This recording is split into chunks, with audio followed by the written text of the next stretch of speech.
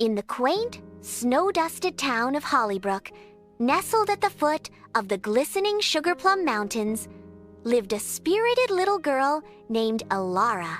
Alara, with her bright, inquisitive eyes and a perpetually rosy nose from the cold, loved Christmas more than anything. Not just the presents, but the way the lights twinkled on Evergreen Lane, the smell of pine and gingerbread, and the carols that drifted from every window. One frosty afternoon, a week before Christmas, Alara was bundling up to play in the fresh snow. Her grandma Sylvie, a woman with silver hair braided with cranberries and a laugh like sleigh bells, was knitting by the fire. "Remember, Alara," Grandma Sylvie said, her needles clicking softly, "Christmas isn't just about what you get, it's about what warmth you can share." Alara nodded, pulling on her favorite fluffy crimson mittens. As she stepped outside, she noticed something peculiar. Old Mr. Henderson, a reclusive neighbor who rarely left his home, was struggling to carry a small, bare fir tree down the lane. He looked tired, and his hands were not protected from the bitter cold. He stumbled, and the small tree clattered to the ground, scattering its few sparse needles. Alara's heart ached. She thought of Grandma Sylvie's words. She looked at her warm, beautiful mittens, and a brilliant idea sparked in her mind.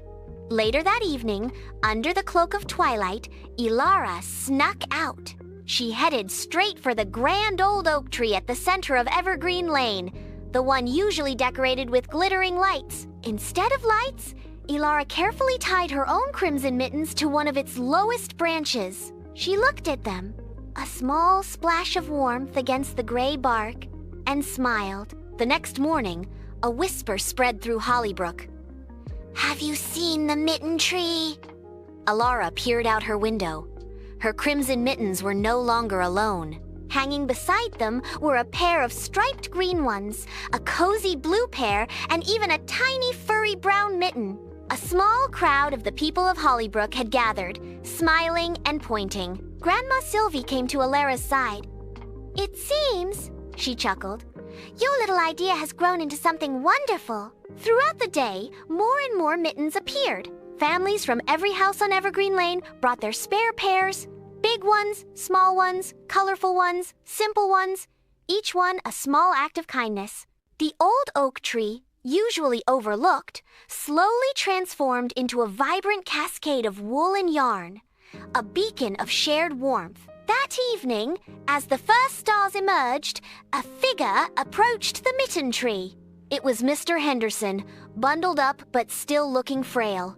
He stood for a long moment, gazing at the riot of color, a small, sad sigh escaping his lips. He lifted his hand, revealing a golden star, and hung it to a branch. Alara, watching from her window with Grandma Sylvie, held her breath. Slowly, carefully, Mr. Henderson reached out.